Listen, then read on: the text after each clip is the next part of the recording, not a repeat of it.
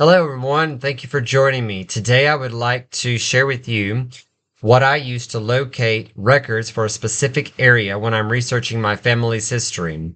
What I like to do before diving into any records collection is to determine what records are available in the location in which I am researching, and I use the FamilySearch Wiki to its extent. This helps me find out what records are available for the location in which I am researching. I find it extremely useful since in many cases there have been records loss, whether it's been by fire or flooding or even wars. And you might wonder why you're not turning up online searches with all of these records. Or worst case scenario, you travel to that specific location and you are informed, I'm sorry, those records no longer exist. So to help us out today, let's do a little dive into FamilySearch Wiki on the FamilySearch website. Let's hop over there. All right. To start with, if you are using only the FamilySearch Wiki, you do not need an account. However, if you want to search records on FamilySearch or create a family tree, then you will need to have an account with FamilySearch, which is free. Once you have logged in, your next step is to select Search on the menu bar and then select Research Wiki. Now, also, if you want to create a family tree, you will need an account. A little bit of history about the FamilySearch Wiki. It was created about 2007. FamilySearch began building a knowledge base of many articles that could be used and then created as a tool for anyone to be able to get it online. You can find the Research Wiki on the FamilySearch homepage, or you can use a search engine such as Google to locate the Wiki page. The Wiki page is updated frequently, so check often when you're doing your research. I would like to draw your attention to the guided research located on the right side of the screen. Guided research will help you find the best databases for select locations. It is a location-based, not topic-based search, and it was created by FamilySearch to help simplify things. It helps you locate where birth, marriage, and death records can be found, and if this does not help, it gives you alternative and problem-solving help. FamilySearch is actively updating the FamilySearch Wiki as new records become available either online or if records have been located in a location where they were not even aware of them. And FamilySearch wants to give you the best success while doing your research. Let's select the guided research link here. Just briefly, I wanted to share this. This is a list of current countries that are available. So if any of these are a part of your ancestry, select any of them and go through the guided research links that they provide to help you locate the vital records. Now, let us return to the Wiki homepage. In the search box, I'm going to enter in, as our example, Taylor County, Texas. And we want to select Taylor County genealogy. Select the links that are always provided, the options I should say, provided with the search. This will take you to the exact page that you would be looking for. Now, on the bottom right corner, we have the county facts. It tells us the county seat, which is Abilene, when it was organized, parent counties, and neighboring counties. Very, very important information to know and to understand because let's say, for example, your ancestors arrived into what is today Taylor County in 1872. Well, during that time, the records of any sorts that could have been recorded would have been in one of those parent counties or possibly the neighboring. You would have to research each of those, the parent and the neighboring counties, to determine when they were organized and again, what records they might hold. You never know what you might locate in a different county that you never thought that your ancestor could have been recorded in.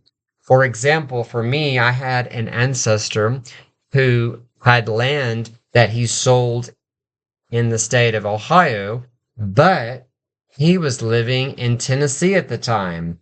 So it's like, okay, when did you move there? So now I've got this new avenue to look at and go, okay, I need to follow the trail a little bit more and go back and say, okay, so this is the date it was sold. When did you buy it? And further my research there. So again, gleaning more and more clues to learn about my ancestor.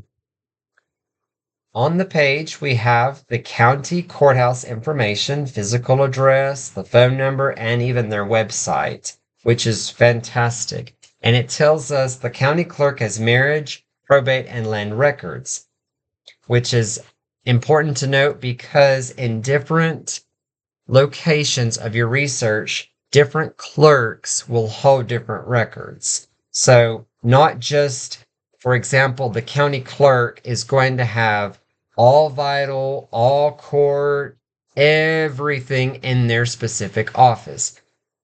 Each court has different clerks, and each clerk is responsible for each different records collection. So when you're doing your research, make sure that you know not just what records are available for that county, but what clerk is in their, it's that they're in their custody is what I'm trying to say. If we scroll down the page a little bit more, it gives us the specific dates or years here of when in Taylor County records were kept. Note that birth and death, the general compliance began in the 1930s. So even though the state of Texas was required beginning in the year 1903 to begin recording all births and all deaths, this was not in compliance with the state until about the 1930s, which can be challenging at many times. But there are other records available that we can locate to help us by giving us the date of birth or death for our ancestor. So don't give up. Keep researching. It also tells us below of record loss for this county. There is no known. So that's fantastic to know that all these records that you should look for in the county would be available. Perhaps though, again, if your ancestor was in this area prior to when it became a county, go back, look in the neighboring counties, look in your parent counties. Very important. Just briefly, we'll keep scrolling through here. We've got the boundary changes of the time. We've got populated places, the cities, so Abilene, county seat, these other cities.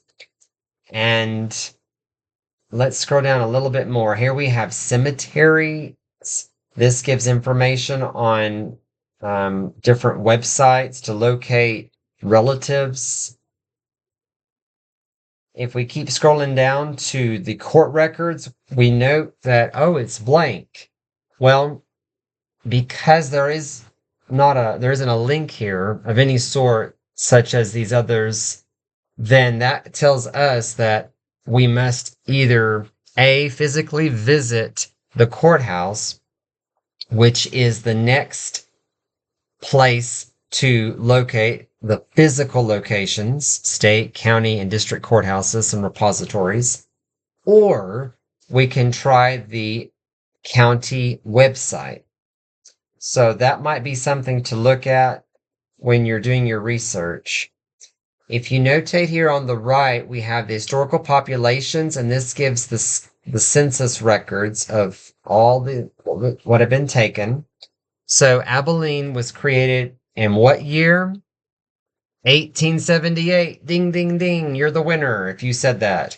1880 would be the first United States federal census that Abilene, or Taylor County, excuse me, was recorded. It would have Abilene being the county seat.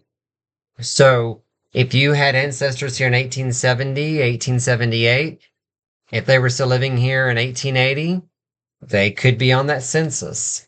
So take a look and see. That's really cool and exciting.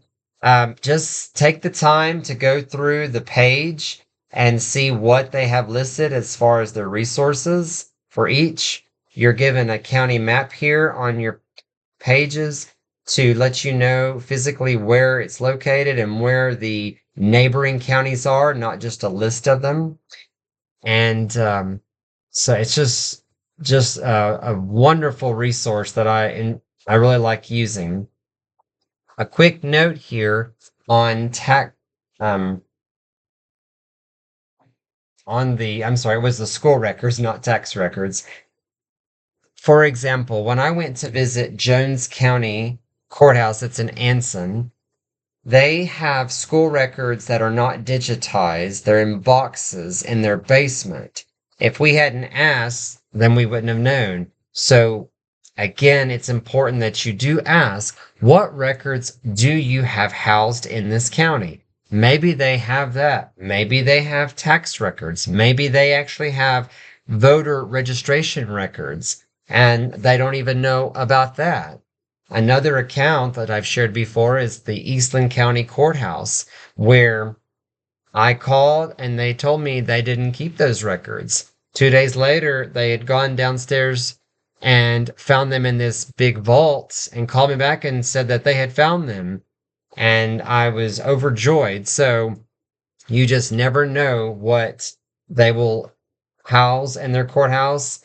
And something else that's very important is to look at like historical societies. That's on here too. Um, in the county. Sometimes counties have them, sometimes they don't. Sometimes records are in libraries. It's just very important to utilize every place that's in the county. Museums are a great source as well that they could lead you and provide information on locations of other records. So don't leave any stone unturned, I guess I could say.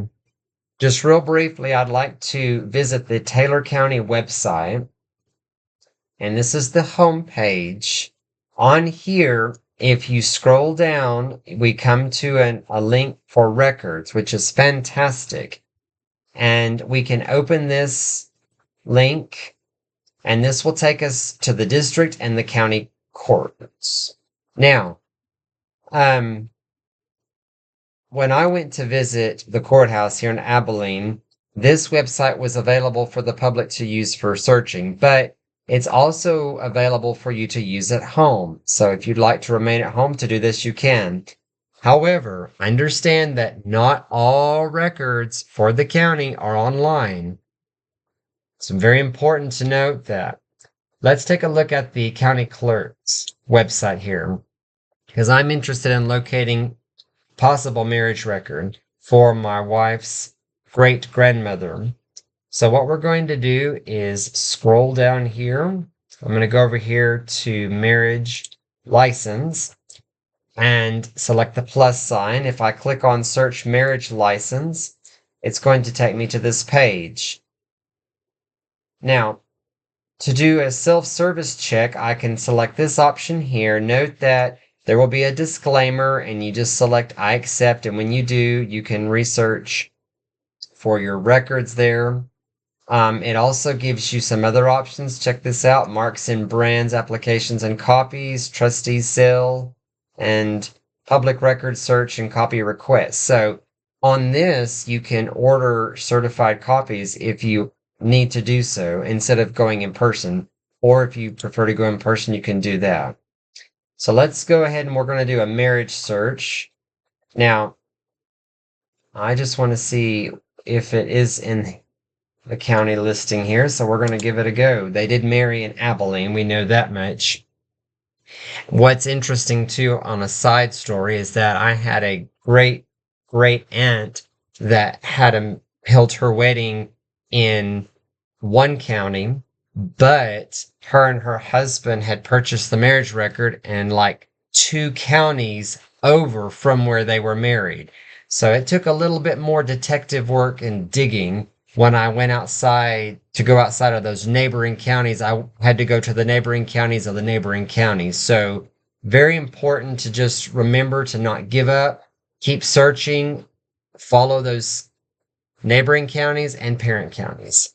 Okay, her name was, let's see, name at time of marriage was Thomas. First name Annie. Let's see if we come up with anything. We get 5 results here. Okay, here she is. Annie Edith Thomas and married to George Walter Lowry. So that's them. That's awesome. So let's go over here to view the record. I'm going to click on this icon. And there it is. So if I want to have a copy of this, just black and white, I could print this here at home for no charge. I think it's $1 at the courthouse if you go there in person. Or if you were needing a certified copy, I could select to purchase, add it to my cart, use a payment method, and then order it. Or I could go in person and do the same thing. So it's your choice of what you want to do. But this is great because this gives us their names. It tells us when they married, the exact date, and when it was filed. So this is perfect. So sometimes when you're visiting on the FamilySearch Wiki page, when you go to look at the description of the courthouse information, it could provide, I should say, a website. Visit their website, see what's on it. If there's a possibility like this to do self-search at home for the actual records, or if it's index only, or it might not be available on their website at all. So sometimes when you are looking at these categories, the vital records and court land, for example, that are not where you could visit websites online, whether they are free like FamilySearch or if they have a subscription-based site such as Ancestry.com or MyHeritage, then go to the physical courthouse website. And again, it's important that you contact them, call, find out what's available as well.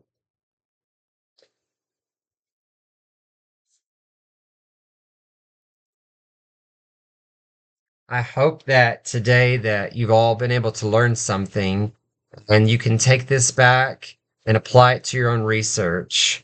I appreciate everyone's attention and your enthusiasm. If you have any questions, please put them in the comment section below and I will reply to them. I hope that you all have a good day and that you continue to enjoy climbing your family tree. Take care.